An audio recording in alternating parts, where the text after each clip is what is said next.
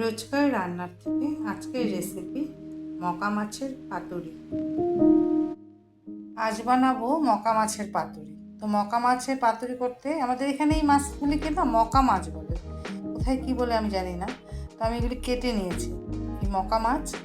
তো মকা মাছের পাতুরি করতে লাগবে মকা মাছ নিয়েছি, কুমড়ো পাতা, লাউ পাতা না, কুমড়ো পাতাটাকে লবণ দিয়ে ধুয়ে লবণ দিয়ে একটু মেখে রেখেছি, কুমড়ো পাতা, পোস্ত, ধনে পাতা, টমেটো, কাঁচা লঙ্কা আর পেঁয়াজ। তো আমি এই দিয়ে আজ আমি বানাবো মকা মাছের পাতুরি। এখন আমি মকা মাছের পাতুরিটা যে করব তার জন্য আমি মাখবো প্রথম। তো এখানে আমি দিয়ে দিলাম 1 চামচের মতন হলুদ, ভর্তি 1 চামচ লঙ্কার গুঁড়া, আর দিয়ে দিব পেঁয়াজ, কুচনো পেঁয়াজ, দিব কাঁচা লঙ্কা। পাতুরি তো একটু ঝাল ঝাল মুখরোচক ভালো লাগে। দিব কুচি করা টমেটো, আর দিব ধনে পাতা, আর পোস্তটা বেটে রেখেছি, পোস্তটাও দিয়ে দিলাম।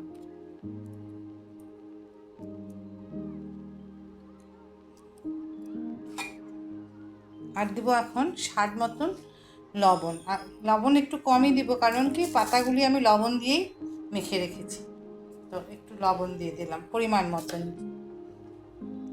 আর দিব সরষের তেল। সরষের তেলটা আরও 2 থেকে 2.5 চামচের মতন সরষের তেল দিলেই হবে, বেশি দিলে আবার পাতার থেকে লিক করে বেরিয়ে যাবে, এর জন্য। এখন আমি এটাকে ভালো করে মেখে দিব, ভালো করে মেখে নিই। এখন আমি এই যে কুমড়ো পাতাটার উল্টো দিকটা দিব বাইরের দিকে, সোজা দিকটা দিব ভিতরের দিকে। তো এরকম করে আমি করে নিব। তো আর একটু অল্প খানিকটা মাঝখানে আরেকটু আধা পাতা দিয়ে দিলাম, যাতে বেরিয়ে না যায় মাছটা, কারণ এটা তো পিটুলি পড়বে না। তো আমি এখন এটার মধ্যে মাছগুলি দিই, পরিমাণ মতন মাছ দিয়ে দিলাম, যাতে পাতাটা দিয়ে আমি কভার করতে পারি। এবার আমি এটাকে বন্ধ করে দিব। এটা গরম ভাতের সাথে খুব ভালো লাগে, তোমরা করে দেখো।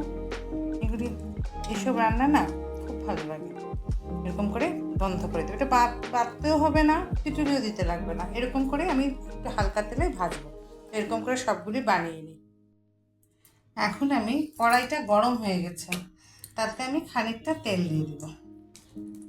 পাতাটা একটু ভাজা ভাজা গন্ধ হবে না, ওই পাতাটা দিয়েই তো মেখে মেখে খাবো না গরম ভাতে। তো একটু তেল দিয়ে দিলাম।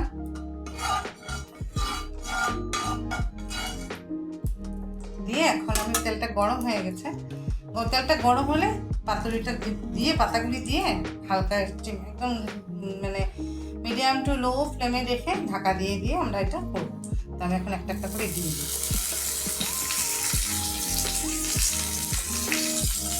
দেখো আমি যে রান্না করি না, আমি খুব অল্প জিনিস দিয়ে রান্না করি। কেন কি রোজ রোজ আমরা এই মগজ, দই, কাজু এসব দিয়ে রোজ রোজ খাওয়া হয় না, এটা রোজকার রান্না। আর রোজ রোজ আমরা এসব খেতেও পারি না, এখন সবারই সব পেটের একটা প্রবলেম, শরীরের প্রবলেম।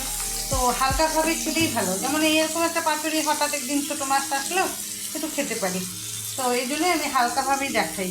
তো এখন আমি এটাকে ঢাকা দিয়ে মিডিয়াম টু লো ফ্লেমে 2 পিঠ ভালো করে ভাজা হোক। পুড়বে না কিন্তু, ভাজা হবে, কারণ ওই পাতাটা মেখে তাতে খাবো আমি। তো ঢাকা দিয়ে রাখলাম।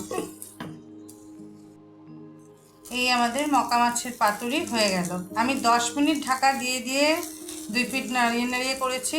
তারপরে 5 মিনিট আমি হিটটা বাড়িয়ে দিয়ে এই পাতাটাকে একটু ভাজা ভাজা করে নিলাম। তো এইভাবে আমাদের এই যে মকা মাছের পাতুরি হয়ে গেল। একদমই ইজি, বেশিক্ষণ লাগেও না। আমরা ঢাকা দিয়ে করে নিলে এই যে এইভাবে পাতাটা একটু ভাজা ভাজা করলাম, কেন কি ভাত দিয়ে খেতে ভালো লাগবে। পাতাটা মাখবো, ভিতর থেকে মাছটা বের করবো, গরম ভাত থেকে তামাম। তো আমাদের কমপ্লিট হয়ে গেল মকা মাছের পাতুরি।